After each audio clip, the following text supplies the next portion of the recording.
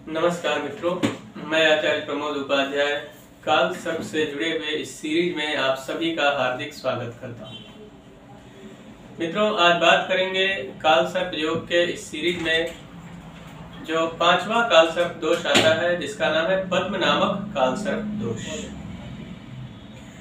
मित्रों, जैसा कि आप सभी को पता है कि जीवन के अंदर चाहे पर्सनल लाइफ हो या फिर प्रोफेशनल लाइफ, बहुत सारे लोग अथक प्रयास करने के बाद यानी कि बहुत सारा मेहनत करते हैं, लेकिन जीवन में कई बार सफलता दूर दूर तक नजर नहीं आती।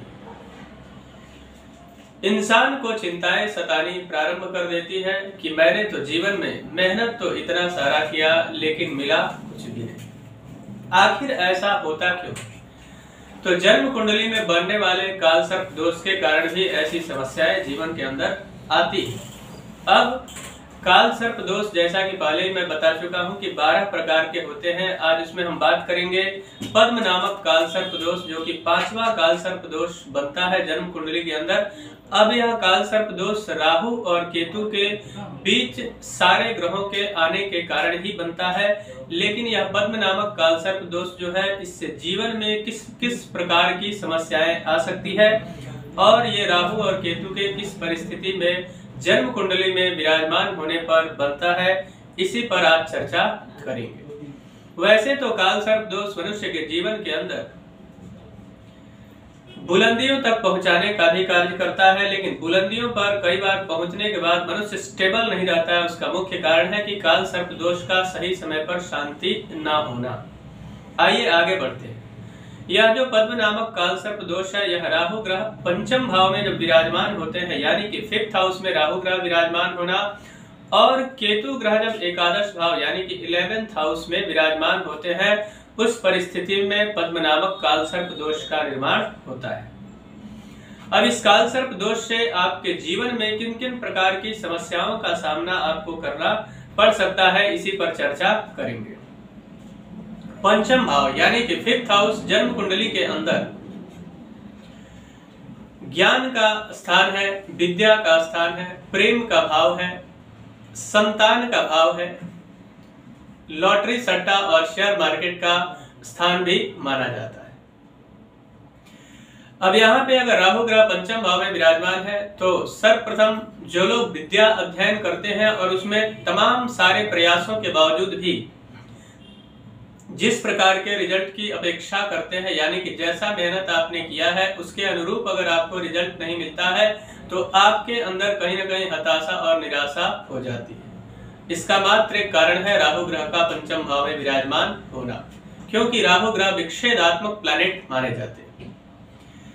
पंचम भाव में राहु ग्रह विराजमान होंगे तो संतान, जो स्त्रियां संतान को लेकर समस्याओं से घिरी रहती है, यानी कि कई बार कंसीव का नहीं होना, कई बार ऐसा होता है कि वहां पे मिसकैरेज की स्थिति बन जाती है, या राहु ग्रह अगर पंचम भाव में विराजमान है तो इस प्रकार की परिस्थिति बनती है। बार बार प्रेम होना और प्रेम के अंदर धोखा हो जाना आपके साथ, ये भी परिस्थिति राहु ग्रह ही डेवलप करता है यदि पंचम भाव में विराजमान है तो।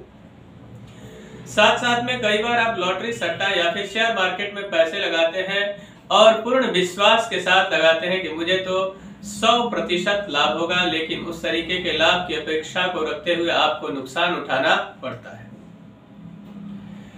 तो इस तरीके की समस्याओं को देने का कार्य राहु ग्रह यदि पंचम भाव में विराजमान है, या फिर संतान का नहीं होना, अथक प्रयास करने के बाद कई सारे उपाय, मेडिकल से रिलेटेड जितने भी उपाय हैं, डॉक्टरों की राय इत्यादि लेने के बाद भी अगर संतान में समस्याएं रहती है, तो इसका मुख्य कारण है राहु। संतान का होना और संतान का विचारधारा आपके विचार के अनुकूल नहीं होना, यह भी पंचम भाव में राहु ग्रह के विराजमान होने से ही ऐसा योग बनता है।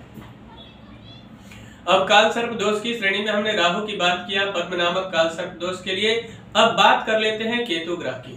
अब केतु ग्रह के पास भी गुरुवत दृष्टि प्राप्त है। जिस प्रकार गुरु के पास दृष्टि प्राप्त है, वैसे ही 5, 7 और 9 3 दृष्टियां केतु ग्रह के पास भी है। तो केतु ग्रह यदि एकादश भाव यानी कि 11th हाउस में विराजमान है, जो कि सोर्स ऑफ इनकम का स्थान माना जाता है, तो सबसे पहले बहुत सारा मेहनत आप अपने बिजनेस प्रीमिसेस या फिर जहां पे आप ऑफिस में काम करते हैं वह दुनिया भर का मेहनत तो कर लेते हैं, लेकिन जब सोर्स ऑफ इनकम की बारी आती है तो आप पाते हैं कि मेहनत तो बहुत किया, पैसे भी आए, लेकिन आने से पूर्व ही खर्चे का पूर्णतः योग बना रहा।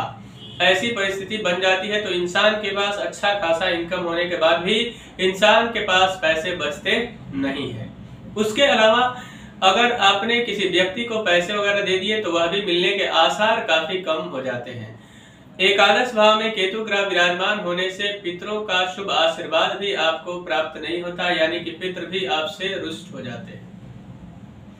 इंक्रीमेंट की जो संभावनाएं, आप जहां जॉब कर रहे हैं यानी कि नौकरी कर रहे हैं, साथ साथ में जहां भी बिजनेस व्यापार कर रहे हैं, वहां पे जिस तरीके के सोर्स ऑफ इनकम में डेवलपमेंट होना चाहिए उसमें लगातार केतु ग्रह कमी लाने का कार्य करता है, क्योंकि केतु छुड़ावे खेत, केतु जिस भाव में बैठता है उस भाव की हानि निरंतर करता है।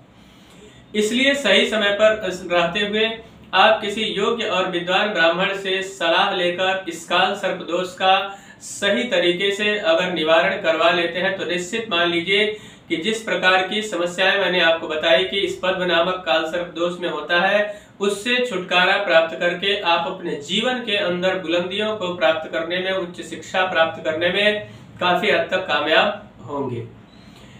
तो मित्रों, मुझे आशा है कि मेरा यह कार्यक्रम आप सभी को पसंद आया होगा। मेरा एक निवेदन है कि हमारे चैनल को अगर अभी तक आपने सब्सक्राइब नहीं किया है तो कृपया चैनल को सब्सक्राइब कर लें, वीडियो को अधिक से अधिक लाइक और शेयर करें, बेल आइकन को दबाएं जिससे नई नई जानकारी आप तक पहुंचती रहे। मित्रों, पर्सनल लाइफ हो या प्रोफेशनल लाइफ, यदि किसी समस्या को लेकर आप बहुत ज्यादा परेशान हैं और उस समस्या का आपको समाधान नहीं मिल पा रहा है, या फिर आप अपने जन्म कुंडली का विश्लेषण करवाना चाहते हैं, तो आप हमसे संपर्क करके और उस समस्या का समाधान प्राप्त कर सकते हैं। तब तक के लिए इजाजत दीजिए।